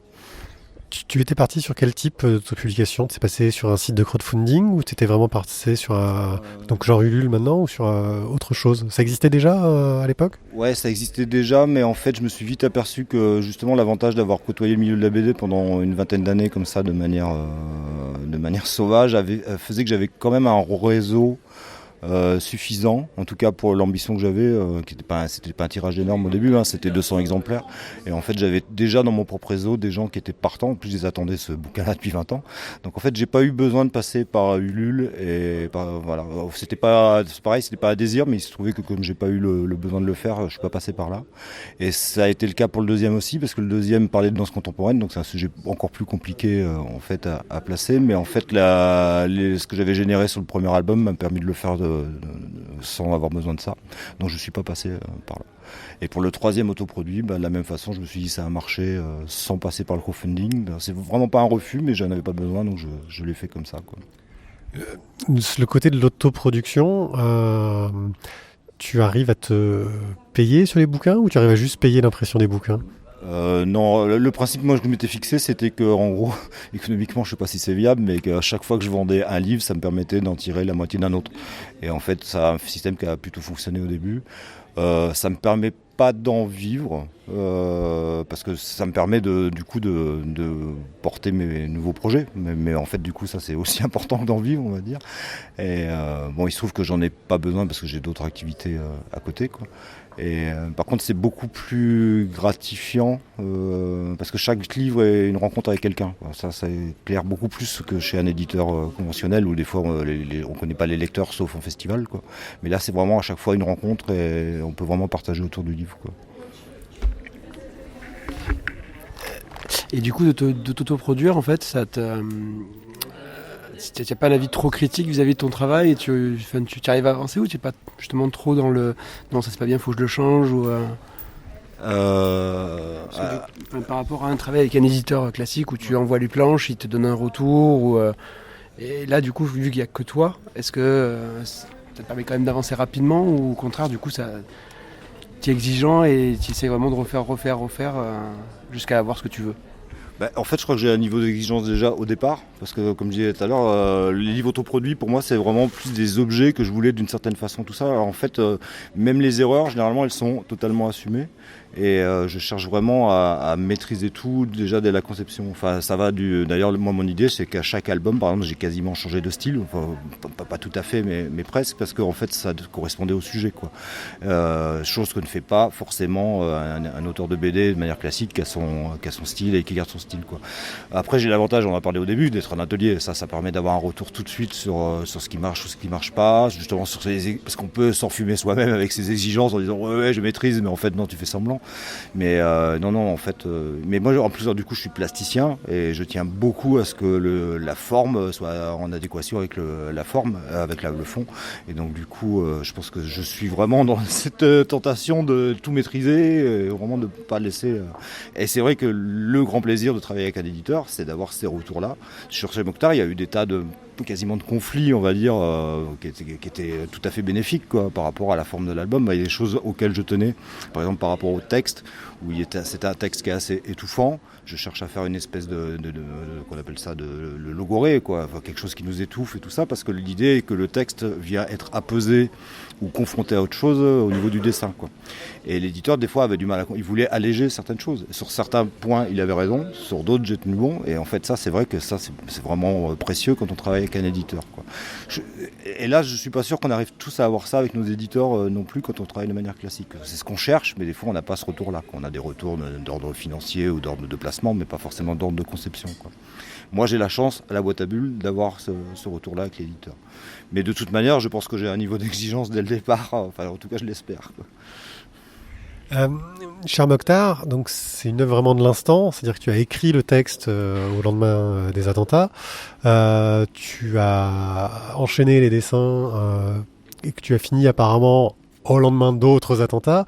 Il s'est encore passé des choses dans l'actualité entre-temps. Est-ce que, avec le recul, tu reviendrais sur des choses dans l'album ? En fait, je dirais que non, même si je pense que ça a nuancé. Mais justement, en fait, quand j'ai fini cet album-là, il y avait la deuxième salve d'attentats au Bataclan et tout ça, et je me suis aperçu que, c'est ce que je dis dans la postface. En fait, je crois que j'avais tout dit, ce que j'avais à dire sur ce sujet-là. Je pense que maintenant, il y aurait des choses à nuancer parce qu'il y a de l'actualité qui fait que. Mais de toute façon, mon propos était de parler. Déjà de l'image, qu'est-ce que c'est ces images qui font qu'on réfléchit de telle ou telle façon. Enfin, quand on parle de jeunes qui se radicalisent, ils viennent se coller à une certaine image qui se font de ce que c'est. Nous, quand on les imagine, on se colle à une certaine image de ce que c'est aussi, quoi. Et je pense que ça, c'est toujours valable, ça n'a pas changé. Un djihadiste, on a toujours cette image-là, quoi. On l'a toujours pas cassée. Par contre, c'est toujours important de savoir d'où elle vient. Donc ça, je pense que j'ai essayé de faire ça. Après, il y aurait certainement d'autres nuances, quoi. Et puis la partie de façon historique et autobio va pas changer, même s'il y a des choses qui pourraient évoluer. Je pense que je pourrais évoluer sur la réflexion, parce que du coup le fait d'avoir défendu ce bouquin dans des lycées et tout ça, j'ai d'autres retours. J'aurais pu que je parle de certains Enfin, j'ai eu la chance, par exemple, moi je parle de philosophe, mais je suis pas du tout philosophe. Je cite Hannah Arendt, mais c'est juste parce qu'à la limite je l'ai entendu sur France Culture. Mais du coup, je me retrouve devant, j'ai eu cette chance-là de me retrouver devant des classes de terminale de philo. Là, du coup, il y a une exigence et j'aurais certainement d'autres choses à dire sur la profondeur. Mais le niveau de réflexion est déjà là, quoi. Et je pense que ça changerait pas, quoi. Au niveau de tes prochains projets, tu as déjà des choses en cours, des choses bien avancées, des choses qui vont arriver rapidement? Alors rapidement, oui, la plus rapide a priori c'est complètement autre chose, une adaptation toujours pareil. Moi je travaille beaucoup avec d'autres arts, donc on fait une adaptation en BD de scénettes donc de théâtre qui sont sur l'Antiquité romaine. En fait un truc qui se passe avec le musée d'Arles et en fait je suis en train d'adapter ça en BD et ça devrait sortir d'ici la fin de l'année. Donc chez un petit éditeur de Montpellier. Et donc c'est un autre exercice et je suis sur un autre projet à la boîte à bulles qui doit sortir en 2018 qui est le sujet c'est Amnesty International qui passe ce sujet-là, qui a demandé à travailler sur ce sujet-là, qui est les lanceurs d'alerte. Et je le prends à ma façon encore une fois puisque je raconte l'histoire d'un jeune qui découvre Amnesty International, donc un groupe local, un groupe de militants, et qui se retrouve confronté au monde du spectacle puisque ce groupe de militants se retrouve contraint ou enfin justement il y a une proposition d'aller faire du théâtre et de faire une pièce de théâtre sur les lanceurs d'alerte. Donc et du coup moi mon propos c'est l'engagement, c'est qu'est-ce que c'est est-ce qu'il y a un hiatus entre l'engagement militant et l'engagement artistique, comment on peut se retrouver, et donc en fait ça c'est en cours et normalement ça devrait sortir en 2018 à la boîte à bulles.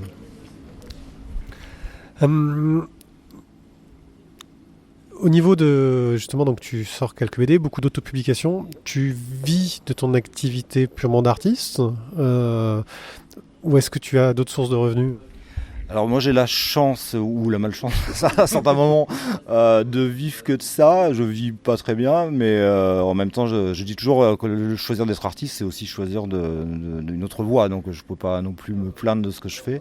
Mais j'ai la chance moi du coup d'avoir fait des études artistiques, je disais je suis plasticien, d'avoir beaucoup travaillé la théorie de l'art et d'adapter ça à la BD. Donc je fais beaucoup d'ateliers BD mais qui sont vraiment des ateliers de théorie. Et j'arrive à peu près en ville, donc des ateliers d'adultes, je travaille avec les adultes, je travaille avec les migrants, je travaille en prison et je fais vraiment beaucoup de choses autour de la théorie de la bande dessinée et aussi de la pratique. Et donc de faire aussi beaucoup de conférences, beaucoup de choses autour de l'histoire de la BD, de la théorie de la BD, comment ça marche, quoi. Et puis je fais aussi du coup des cours d'art plastique enfants, des choses beaucoup plus conventionnelles, mais j'essaye vraiment d'aller de plus en plus vers un public adulte. Et mon grand plaisir, c'est de choper les adultes qui viennent en atelier pour de la théorie de l'histoire de la BD, qui arrivent tous en disant non, je sais pas dessiner, et qui repartent en retrouvant le plaisir de dessiner, parce qu'à un moment il faut passer à l'acte. Et donc du coup ça c'est un grand plaisir. Voilà, j'arrive à vivre et à avoir ce plaisir-là, donc c'est bien. Est-ce que tu as un point de vue sur la BD numérique, que ce soit, je parle de la BD numérique native, qui est vraiment faite pour les écrans? Alors, du coup, moi, mon point de vue, c'est que je pense qu'il y a des choses en devenir, mais que pour l'instant, tout n'est pas encore. Alors, je vais pas avoir les exemples parce que j'ai les exemples visuels, mais je vais pas avoir les noms, donc c'était compliqué à la radio de nous dire ça. Mais j'ai vu, je m'intéresse beaucoup au sujet. Pour l'instant, j'ai pas trouvé de choses qui chamboulent fondamentalement la narration en BD. Et des fois, on retombe. J'ai vu tout ce système qui permet d'avoir justement des BD qui sont lisibles autant sur téléphone que sur ordinateur. On déconstruit la page, mais pour l'instant, on n'a pas trouvé encore un nouveau système. Il y a Scott McCloud qui avait essayé un truc où c'était un zoom permanent dans son histoire. Ça c'était pas mal, c'était une tentative. Et il y avait l'adaptation aussi de Marc-Antoine Mathieu là, qui a été fait aussi en numériquement, qui est assez belle là, à ce niveau-là, quoi. Il y a vraiment des choses qui avancent. Je trouve que c'est pas encore abouti, mais c'est normal. On est au début. Moi, c'est pas du tout ma partie. Moi, je travaille au café sur mes planches avec du crayon de couleur ou des encres, donc je suis très loin de ce truc-là. Mais je suis emballé par l'idée qu'on cherche d'autres manières de raconter des histoires. Oui, ça par contre. Je pense que ça a de l'avenir, mais c'est pas encore, c'est balbutiant encore.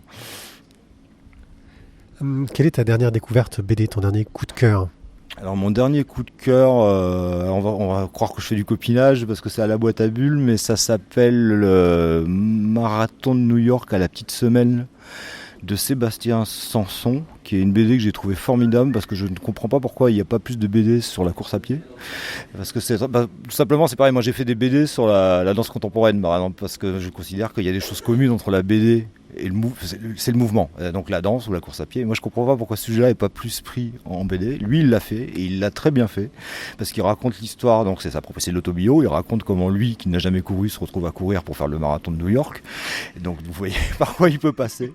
Et pour moi avoir couru un petit peu, pas longtemps, 12 km, on ressent vraiment ce qu'on peut ressentir quand on est en course à pied.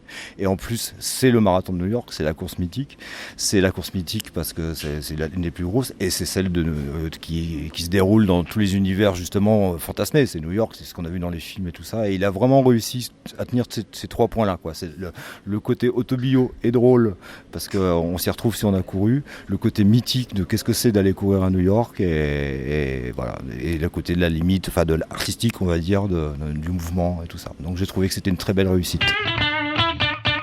Deuxième jour. Le soleil est toujours au rendez-vous. On a fait comme possible notre devoir de citoyen. Et je suis toujours avec mes compatriotes. Bonjour. Comment c'est ? Oui, c'est le devoir citoyen. Je sais pas en fait comment tu fais ça. C'est au soleil. Alors, gastrique, la salade de pâtes n'est pas passée. Ouais, alors justement, parlons de salade de pâtes, la soirée d'hier. Écoute, à la cool, hein, tranquillou. Excellente soirée, on s'est bien amusé, c'était non ? Ouais, on a encore traché avec Florian de l'ombre des bulles, n'est-ce pas, monsieur ? On s'entend bien avec Flo. Vous emménagez quand ensemble ? Bientôt. Ok, donc on a fait quelques interviews, profiter de la matinée, puis là on va continuer à faire le tour. On se prépare psychologiquement pour la rencontre avec Richard Desmartino. On n'est totalement pas prêts. Voilà, mais bon, on a l'habitude. Mais professionnellement, on n'est totalement pas prêt. Voilà, non mais nous sommes des pas prêts professionnels. Exactement. Donc on devrait le faire très très bien. Voilà, donc là, allez, je crois qu'il faut peut-être qu'on se remette au boulot. Allez, c'est parti. Toujours au Festival des Calanques et des Bulles, donc avec Annelise Nalin, dessinatrice autodidacte marseillaise. Bonjour. Bonjour. Alors, quelle est ton actualité ? En ce moment, là, je bosse avec... du coup, je dis tout ce que j'ai sorti, c'est ça ? Oh mon Dieu, faut tout ça. Alors, c'est parti. Là, j'ai sorti... il y a 3 ans, j'ai sorti. Première vendange avec Vandril chez les éditions Delcourt. Et en septembre, là, j'ai sorti chez Fleurus avec Olivier Dupin et Corazon, les Petits Chevaliers. Premier livre jeunesse, super. Et en ce moment, je bosse avec Joris Chamblin chez Kenes pour une nouvelle BD qui sortira dans l'année. Alors justement, au cours de ces différentes années, en autodidacte, est-ce que tu as eu une sorte de mentor ou quelqu'un qui t'a vraiment inspiré dans ta façon de dessiner ? YouTube. Non, mais pas forcément. Surtout, je m'inspire beaucoup des animations japonaises et de films. J'ai pas forcément... de mentor, surtout quand j'étais jeune. C'est vrai que là, franchement, t'es vieille maintenant, c'est terrible. Je suis à toutes les rides là, non, mais c'était surtout Miyazaki, comme tout le monde, on va dire. Mais sinon, c'était Boulet, c'était Guillaume Bianco, c'était Bastien Yves, tout ça. Mais non, en ce moment, ça va, tranquille, non. Mes parents, je sais pas. Alors, tu utilises différentes techniques, dans tes dessins, donc de l'aquarelle, de l'encre de Chine. C'est quoi qui dicte en fait ton critère pour utiliser telle ou telle technique ? En ce moment, je suis plus sur Photoshop en fait. C'est plus rapide. Déjà, si j'ai des corrections, au moins c'est facile à corriger. Mais sinon, l'encre de Chine, ouais, c'était la plume, c'était plus, je sais pas, c'était assez poétique. Bon, assez chiant quand même, quand on se gourre, qu'il y a une tache d'encre qui se met un peu sur la page. Je dis, merde, faut tout recommencer. Mais j'aime beaucoup l'aquarelle en fait pour les lavis. Je trouve que c'est assez facile pour les niveaux de gris, les ombres, pof, c'est fait. Puis juste à mettre de la couleur par-dessus, c'est bon, c'est fini. Hein. Mais ouais, c'est plus l'aquarelle, encre de Chine. Mais sinon, c'est vraiment ordinateur maintenant. Plus rapide. Vraiment plus rapide. Est-ce que tu peux nous parler de ton aventure sur le jeu vidéo multiplateforme Chronicle of Teddy ? C'est Julien Roca qui m'a contacté, il me dit ouais, ça te dirait de bosser un peu Cara Design. Je dis, mais oui, bien sûr, tout à fait. Et comme c'était un ami déjà, c'était Forza Pedro, il était dans le blog BD aussi. Il m'a contacté, j'ai fait ouais, c'est parti. Donc j'ai fait l'illustration, il m'a présenté le jeu et c'est génial quoi. Malheureusement, j'ai pas pu y jouer parce que j'ai pas la bonne version de Mac, évidemment. Donc j'ai un peu les boules là. Mais c'est un univers qui m'a toujours plu puis j'ai grandi avec en fait. Et ouais, elle me dit, ouais, tu dessines une petite fille avec des monstres et tout. Je dis, oui, c'est parti, tout de suite. Et tiens, de l'argent, et puis vas-y. Et j'ai fait. Tu prenais la suite en plus, je crois, d'un autre illustrateur qui a travaillé aussi dessus. Je crois qu'il y a Boulet qui avait fait quelque chose dessus, non? Ouais, il avait demandé à Boulet, puis ensuite, je sais plus, mais comme il m'a dit que j'avais un style qui correspondait bien, donc je fais bah ouais, carrément. Ouais. Alors depuis Première Vendange, tu n'as pas fait de nouvelles bandes dessinées. Est-ce que c'est un choix financier ou tu n'as pas eu le scénario que tu voulais? Parce que là, du coup, je nous ai parlé du travail avec Chamblin. Ouais. Ben en fait, c'est juste que. On en revient dessus finalement. Ouais, ben en fait, du coup, c'est. En fait, juste après Première Vendange, j'ai signé avec Jory, c'est juste que la BD a 2 ans et demi de retard, c'est ça le truc. Non, mais ouais. Donc là, il faut que je la finisse avant l'été, et je veux la finir avant l'été, parce que 2 ans et demi, c'est pas acceptable, quoi, carrément, hein, ça c'est clair. Et merci, Zister, tout ça, d'être patiente, du coup. Mais ouais, sortira cette année, hein, normalement, et puis, ouais, non, c'est juste 2 ans et demi de retard, c'est ça. Non, mais comme beaucoup de boulot, comme je fais aussi illustration à côté pour les couvertures de romans, pour Phosphore, les magazines, tout ça, j'ai eu petit burn-out de 1 an, 2 ans. Donc, puis là, je me suis forcée à prendre 1 mois de vacances et c'est reparti, quoi. C'est reparti, j'ai fini et puis ça va marcher, ça va être bien. Ça veut dire que si ça marche et qu'il y a un tome 2, il faudra attendre 5 ans pour l'avoir? Non, en fait, c'est un one shot. En fait, c'est un one shot. Donc, ouais, c'est pour ça qu'ils ont été aussi patients, en fait. Donc, non, c'est un one shot. C'est un 54 pages qui est bien. Forcément, c'est bien. Hein, c'est nous qui l'avons fait, mais et en fait, ça part de. Le thème, c'est les enfants de la Lune. C'est la maladie de la Xeroderma pigmentosum. Sont les enfants qui sont allergiques aux UV, aux rayons UV. Et qui vivent la nuit, exactement. Donc c'est une ado qui emménage dans une nouvelle maison. Et elle trouve le journal de l'ancien ado qui vivait dans cette chambre et qui était atteint de la maladie. Donc elle va essayer de le retrouver, apprendre sur la maladie et tout ça. C'est bien. Est-ce qu'il t'arrive souvent de taper ton nom dans des recherches Google? Tous les jours. Pour flatter ton ego. Ah oui, voilà, exactement. Et puis je l'imprime, j'envoie à mes parents, tout ça. Non, pas vraiment en fait. Voilà, parce que du coup, on voulait savoir quel était ton rapport avec Anna Tawai. C'était personnel ou professionnel? Anna Tawai? Ouais. C'est qui? Ça me dit quelque chose. Celle qui joue Catwoman dans le Batman Dark Knight. Ah oui, mais est-ce que vous êtes tombé aussi sur l'image porno? Parce qu'apparemment j'ai un porno. Parce qu'apparemment, ouais, j'ai. Voilà, parce que Anna Tawai. Ah oui, forcément, le nichon et tout, ouais. Voilà, en fait, c'est parce que du coup, quand on a tapé ton nom dans une recherche, on a cherché des images et on est tombé là-dessus, on a fait ah, bon, ok. Ouais, j'ai apparemment aussi une actrice porno qui est un peu pas loin de mon prénom. Donc ouais, j'avais tapé ça pour rigoler parce qu'on m'avait dit justement, Anna Tawai, écoute, c'est une très bonne copine. Je la vois dimanche, elle se fait un bisou d'ailleurs. Non, tous les jours, oui, bien sûr. Alors justement, vu les difficultés rencontrées par les auteurs pour être édités, est-ce que tu as eu envie, toi, de te lancer peut-être dans du crowdfunding? Parce que du coup, tu as fait beaucoup d'illustrations. Est-ce que c'est un truc qui te tenterait de partir là-dessus? Ouais, un jour, mais jusqu'ici, j'ai la chance de ne pas avoir de soucis de ce côté-là, en fait, niveau boulot. Je suis assez submergée, mais le jour où si j'ai envie de me lancer dans l'auto-édition, ouais, pourquoi pas. Comme ça, j'aurai tout le fric rien que pour moi, c'est sympa. Partir en vacances, c'est bien, ça serait bien. Et surtout, je te gérer le travail d'éditeur, relation avec l'imprimeur, maquettiste. Finalement, je suis bien là où je suis. Ouais. Finalement, je suis très bien là où je suis. Et donc du coup, toi, tu arrives à vivre de tes bandes dessinées ou tes illustrations? Depuis 2 ans, ouais. Sur 6 ans de boulot, ouais, ça fait 2 ans que j'arrive à bien vivre ma vie.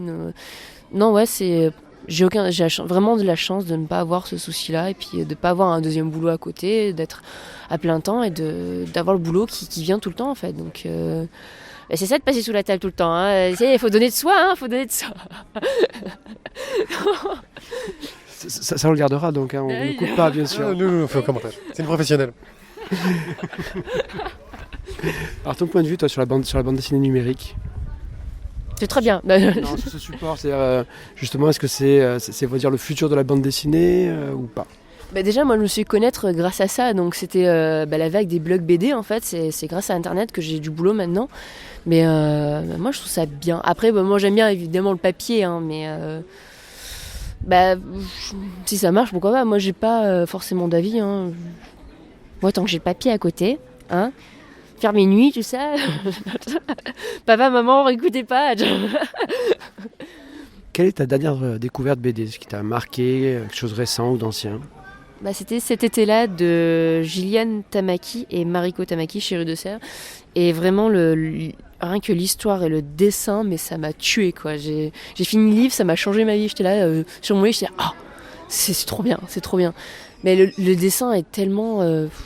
c'est tout fait au pintel, je crois, un truc comme ça, ou au pinceau, mais c'est tout du traitement de noir et de niveau de gris.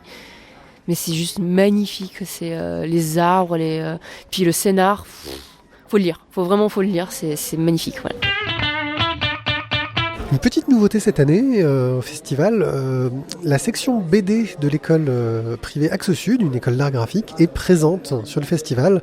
Et j'ai devant moi Roxane et Thomas, étudiants en 3e année. Bonjour. Bonjour. Bonjour. Alors, l'école Axe Sud, c'est donc une école privée de formation en art graphique et ils ont une section spécialisée en bande dessinée. Est-ce que c'est une formation qui est accessible financièrement parce que c'est vrai que c'est toujours le genre de questions qu'on se pose sur le privé. Voilà, combien ça coûte? Vous le savez, j'imagine. Alors, une année, c'est 5 000 €. Donc oui, ça, on se pose des questions. Mais justement, les professeurs et tous les responsables d'Axe Sud se donnent les moyens d'aider justement les élèves en leur montrant des jobs, voilà, ou alors en les... comment dire... je me perds un peu dans mes mots, je suis désolée. Thomas, aide là un peu. Et ouais, vous avez un soutien des enseignants qui vous donnent les pistes pour ensuite pouvoir essayer de travailler dans le métier. Il y a des logements aussi, donc des logements dans lesquels les étudiants peuvent se rapprocher de l'école justement, et pour pouvoir justement en sortant de l'école pouvoir travailler justement après, de manière à ce que ce soit pratique pour eux. Donc franchement, il y a plein d'aides. Enfin, on est très soutenus, donc c'est ça l'avantage. Donc en général, c'est pas gênant, ça n'empêche pas les élèves de venir. On est assez nombreux à chaque année, on est de plus en plus nombreux à vrai dire, donc ça ne dérange pas en général. En termes de formation, justement, vous n'avez que des cours faits par des professionnels de la BD, vous avez d'autres domaines, parce que j'imagine qu'on vous apprend toutes les problématiques de narration, mais est-ce qu'on vous donne des cours pour monter un dossier, essayer de se vendre? Parce que je sais que c'est souvent la difficulté quand on est un jeune auteur, c'est d'essayer d'avoir au moins son premier contrat. Alors en fait, dans notre cursus, donc en 3e année par exemple, le but c'est avec ce qu'on a appris de l'année dernière, les techniques. La 3e année, le but c'est de créer justement une bande dessinée, donc plus un fanzine. Donc c'est un recueil avec une histoire par élève justement. Et justement, on se sert des festivals justement pour essayer de nous faire connaître l'école et nous faire connaître aussi, justement en tant qu'auteur, donc auteur amateur et en continuant dans cette voie devenir auteur professionnel si on continue. Voilà. Donc on nous donne vraiment les moyens de réussir dans cette voie. La question de vivre en tant qu'auteur de BD se pose beaucoup ces derniers temps. Vous me dites qu'il y a de plus en plus de personnes qui se lancent dans l'école. Vous n'avez pas des inquiétudes sur votre avenir? Qu'est-ce qu'on fait à la sortie de l'école, quoi? Parce que ça doit pas être... j'imagine qu'il doit y avoir un petit stress, sachant que même des grands auteurs connus arrêtent la BD. Est-ce que ça rapporte pas assez? Alors justement, c'est vrai que chacun, on se pose des questions, mais les professeurs sont là vraiment pour nous soutenir. Et justement, on nous donne vraiment le conseil de s'ouvrir à tous les domaines du dessin par exemple, parce que c'est vrai qu'on ne peut pas forcément vivre que de la BD, c'est très difficile. Donc on nous mène aussi vers l'illustration, tout ce qui est affiches publicitaires. Franchement, on nous dit de saisir toutes les opportunités qui peuvent s'offrir à nous, de pas les laisser passer, voilà. Est-ce que vous avez des exemples d'anciens élèves qui ont réussi à percer, à se faire connaître et à publier derrière ? Alors, T'en connais? Enfin, il y en a qui travaillent en tout cas actuellement sur un projet bande dessinée qui était de l'année dernière, donc ils n'ont pas encore fini, mais ils sont en train de le faire. Sinon, dans notre classe, nous avons un élève qui a été sollicité par l'un des professeurs pour faire une bande dessinée. Julien Parra, connu sur YouTube sous le nom du Dessinator, où il est devenu en quelque sorte, il est devenu son assistant pour son futur projet BD qu'il fait avec Absol Vidéo et Antox, je crois qu'il s'appelle. Pour la bande dessinée, ça s'appelle les FDP de Tuboya. Vous avez des profs, on en connaît certains dans le parrain du festival. Ça va, il est bien en prof, Richard Di Martino? Bah écoutez, c'est vraiment... Non mais en général... Ça fait silence gêné là quand même, ça craint et tout, vous allez vous faire démonter. Non mais en vrai, c'est vrai que ce sont nos professeurs, mais c'est vrai qu'en fait c'est plus comme des amis à vrai dire. Parce qu'il y a vraiment une bonne entente entre élèves et aussi entre les professeurs. Il y a vraiment cette ambiance de camaraderie en fait. Du coup on est vraiment... On est soutenu, il y a vraiment une bonne ambiance et c'est ça qui aide aussi à bien travailler, à bien progresser. D'accord, merci beaucoup.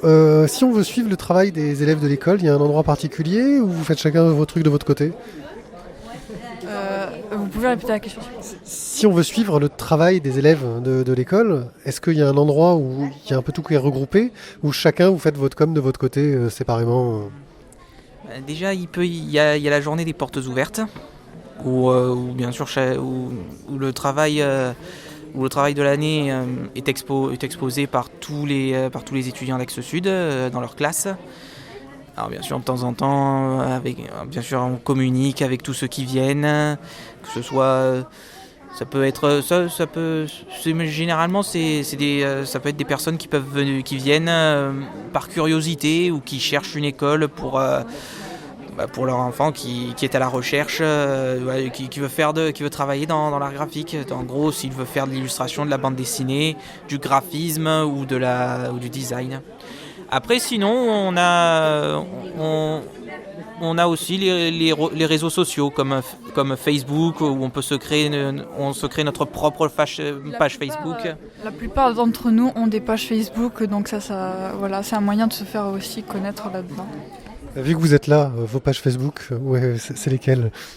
Alors moi, ma page c'est Roxy la Lunaire, donc voilà. Moi, tout simplement Tommy. D'accord, merci beaucoup, et puis bonne continuation, et puis bon courage pour la suite. Nous sommes avec Tanguy et Nelly qui ont travaillé sur l'organisation du festival. Donc Tanguy est le boss de cette année, vous l'avez déjà entendu dans une interview. Nelly, peut-être, elle envisage le poste, elle espère être élue. Il va falloir qu'elle fasse campagne bientôt. J'espère que cette campagne se passera mieux que la campagne actuelle qui s'est finie. Voilà. Non, pas de politique. Bon, ça va, pas trop crevé? Un peu quand même, mais grâce au café, on tient encore debout. Si là, je suis au bout. Je suis crevée. Alors, est-ce que ça s'est bien passé globalement? Est-ce que vous avez eu du monde selon vos attentes? Est-ce que vous pensez que c'était bien de revenir sur les mini? Alors écoute, par rapport à l'année précédente, je dirais que l'ambiance était vraiment bonne. Ça fait une énorme différence, toute cette luminosité. C'est peut-être plus chaleureux comme ambiance. On a eu un partage avec les auteurs qui était quand même différent et je dirais peut-être un peu plus intense. On a vraiment pu discuter avec eux et tout. Je dirais que l'ambiance n'était pas la même. On était vraiment peut-être plus proche de ce que j'ai pu imaginer, de ce qu'était l'ambiance du festival à la base. Vraiment une rencontre en fait, peut-être plus. Et sinon vraiment c'est un souvenir fantastique que je vais garder pour l'avenir, quoi. Après avoir participé à ce festival, Nelly, t'es sûre que tu veux être la boss l'an prochain? Ouais, je suis sûre, j'ai été surprise que positivement parce que les auteurs sont hyper accessibles et tous les exposants, toutes les personnes avec qui on a pu travailler, ça a été vraiment super sympa. Est-ce que tout s'est bien passé? Il n'y a pas eu de trucs compliqués? Il y a toujours des trucs compliqués dans le festival. C'était quoi cette année les trucs compliqués? Alors les trucs compliqués cette année dans le festival, la logistique, ouais. Parce que il y a eu plein de trucs à gérer, fallait pas accrocher de trucs au mur, on a eu plein de contraintes au niveau de la logistique, on n'a pas pu faire tout ce qu'on voulait. Mais après dans l'ensemble, à force d'âpres négociations, on a pu faire à peu près ce qui était envisageable et ce qu'on voulait faire à la base. Au moins on a pu voir un petit peu une esquisse de ce qu'on voulait faire à la base et ça c'est vraiment sympa déjà. Ok Nelly, qu'est-ce que tu feras pas comme ils ont fait cette année l'an prochain? Au niveau de la communication pour la conférence de la Voix des Bulles, j'annoncerai directement le bon thème. C'est très bien. On n'a même pas eu besoin de nous tacler, bravo, merci. Voilà. Sinon, je sais pas, toute l'équipe a été bien briefée, donc j'ai trouvé que tout le monde était hyper souriant. Enfin, c'était super sympa d'être avec les auteurs, mais super sympa d'être avec les autres personnes de l'équipe, les bénévoles et tout. Et du coup, je sais pas encore les axes d'amélioration. Je vais faire un compte rendu à Tanguy ce soir. Ouais, je veux un compte rendu en 3 parties. Faut être précis. Thèse, antithèse, foutaise. Ouais, c'est ça, exactement, ouais. Sur les objectifs de public, c'était selon ce que vous attendiez, mieux, parce qu'il y a eu la chance d'avoir un beau temps. Alors, on attendait 1500 personnes. Là, on n'a pas encore le décompte final, mais on est à peu près atteint nos objectifs. Donc ça, c'est quand même vraiment cool. On savait qu'on aurait peut-être un chouïa moins de monde que l'année dernière, étant donné qu'on n'est pas en ville. Mais on a atteint nos objectifs et je pense que en augmentant encore notre communication sur des moyens moins traditionnels, donc peut-être Facebook un peu plus et tout, on pourra réatteindre les niveaux qu'on a atteints en ville. En fait, c'est que de l'effort et du travail et peut-être un peu de chance aussi. Non, les collègues, ils n'ont pas de questions. Sur le choix des horaires, du coup, vous pensez que ça a impacté la fréquentation pour le coup? Ouais, puisque malheureusement on a dû on est contraint de fermer le festival à 17h pour des raisons d'ordre logistique, sécuritaire. Malheureusement, c'est certain, ça a un petit peu impacté parce que hier on a dû refuser des gens. Là, il y a des gens qui sont arrivés pour rester seulement un quart d'heure dans le festival, ce qui est quand même un peu triste. On est les premiers à en être désolés. L'année prochaine, avec de la chance, on pourra fermer un petit peu plus tard. On espère. D'un point de vue financier, vous avez une idée un peu des retours, si vous avez bien réussi à boucler votre budget, si tu laisses une ardoise derrière? On a fait un mini bénéfice. C'est la folie. Ça faisait combien de temps que c'était pas arrivé au festival?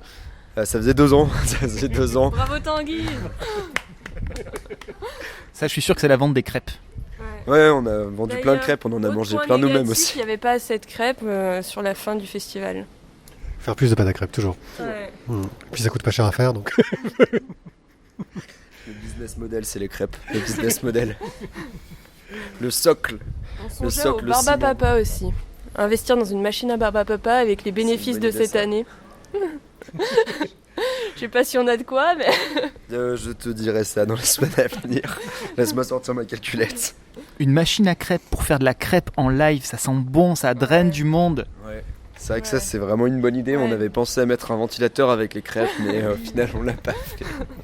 L'atelier 24, ils sont belges, il fallait les embaucher pour faire des gaufres. Ouais, mais après, il y a que les gaufres de Bruxelles que j'aime bien, du coup. Ils sont belges, ça tombe bien, quoi. En plus, du coup, on est sur un litige en termes de gaufres, alors c'est pas facile. Ok, merci pour tout, bon courage pour tout remballer. Et puis, bon courage pour demain. Je sens que vous allez avoir une journée difficile. Demain, ça devrait aller, c'est plutôt le partiel d'après-demain que j'appréhende. Celui de mardi matin qui a été décalé, ça. D'ailleurs, je remercie encore mon prof de bien avoir voulu le décaler. Voilà. Tu penses réussir à revenir l'an prochain? J'espère, parce que j'ai pas mal de voyages de prévus. Franchement, il n'y a rien qui me ferait plus plaisir que de revenir et de revoir vos bouilles. Voilà, et puis en plus d'être là à juste regarder les autres en chier pendant que toi tu prends de plaisir. Je pense qu'ils me donneront un t-shirt et ils me forceront à porter des tables. C'est vrai que pour le coup, il y avait quand même pas mal de bénévoles qui sont revenus cette année et qui étaient contents d'être là, quoi. Ouais, en fait, la coloc dont on a parlé suite au match de foot de la dernière fois est une sorte d'arche de Noé pour tous les anciens de l'association qui viennent passer d'autres examens à Marseille ou qui repassent. Du coup, on les accueille et en échange, ils sont bénévoles, quoi. Très bonne négociation. Main-d'œuvre gratuite, il n'y a rien de mieux. On s'y retrouve tous. Hein. Ok, merci. Puis donc à l'an prochain. Merci. Génial. À vous. À bientôt alors. Fin de festival. L'association est en train de ranger. Ça s'est plutôt bien passé cette année. C'était un festival cool. Ah, mais tiens, on a des invités. Voilà, Leïla vient de passer en courant. Ouais. Non, elle court pas. Ouais. Voilà, en hurlant, elle fuit. Elle roule sur des chaises. Oui, on a eu une superbe course de chaises roulantes. Mais pas de chaises roulantes handicapées, de chaises roulantes. Parce qu'ici, il fonctionne de chaises roulantes. C'est assez bizarre, mais c'était assez rigolo. On avait des repas animés pour le coup. On a passé plutôt un bon festival, alors que je trouve qu'on... Peut-être parce qu'on s'attendait à pire. C'est ce qu'on disait, en fait, comme on était parti déjà en se disant ouais, ça va être la fin du festival, c'est fini, ce sera plus bien. On est parti en se disant voilà, tout ce qu'on va prendre, on va le prendre. Et on a pris vraiment que des bonnes choses et on s'est bien régalé. Oui, voilà. Enfin, on craignait un petit peu sur la programme parce que c'était que des auteurs qu'on connaissait. Enfin, en tout cas, pour une grosse partie, c'est des auteurs qu'on connaissait déjà, puisque des auteurs locaux marseillais. Mais on a eu quelques bonnes surprises, notamment grâce à l'Ombre des Bulles qui ont invité des artistes un peu plus internationaux et connus. Et du coup, ça a fait des rencontres aussi sympathiques. Effectivement, il y avait moins d'auteurs, mais du coup, ça nous a évité de courir aussi dans tous les sens et d'avoir un petit peu plus de temps aussi pour apprécier le festival, profiter des extérieurs, etc. Les horaires, avec les inconvénients que ça a apporté en termes de fréquentation, mais avec les avantages, avec un petit peu plus de temps libre aussi pour côtoyer les auteurs. Donc voilà, on a pris tout ce qui était positif à prendre et c'était un bon festival. Oui, parce que c'est vrai qu'on avait une petite inquiétude vis-à-vis de l'organisation qui nous inquiétait un peu, mais au final, on a eu un très bon accueil. L'équipe s'en est plutôt très très bien sortie sur place, alors que des années où on avait une organisation qui nous semblait meilleure, l'équipe s'en était pas forcément aussi bien sortie pendant le festival. C'est vrai qu'il y avait forcément plus de boulot quand on fait plus de logistique, avec plus d'auteurs qu'il faut trimballer à droite, à gauche, dans leurs hôtels respectifs, etc. Là, effectivement, en prenant des auteurs en grande majorité locaux, toute cette partie-là est effectivement éludée. Donc effectivement, tout ce qu'ils avaient à faire sur place a plutôt bien été fait. Voilà, nous, je pense qu'on essaiera de revenir l'an prochain, parce que on fait crâler, mais c'est parce qu'on est comme ça, mais on essaiera de revenir quand même, parce que c'est notre rendez-vous annuel, de chouettes rencontres avec de chouettes auteurs. On n'est pas sûr, on ne sait pas de quoi demain sera fait. Peut-être que demain, toutes les manifestations publiques, culturelles seront interdites. Oui, c'est possible. Au moment de la publication de ce podcast, nous saurons, mais là, nous ne savons pas. Nous sommes dans le doute. C'est terrible. Je crois que sur cette note de bonne ambiance et de bonne humeur, on va pouvoir vous quitter. Merci de nous avoir écoutés. Et on se retrouve très bientôt sur lavoiedesbulles.fr. À très bientôt. Au revoir.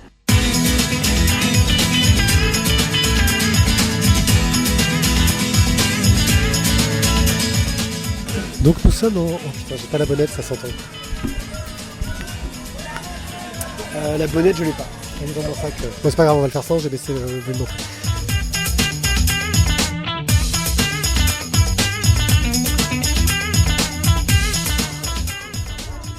Et là, j'ai l'air con parce que les questions, c'est l'autre abruti qui les a dans son sac.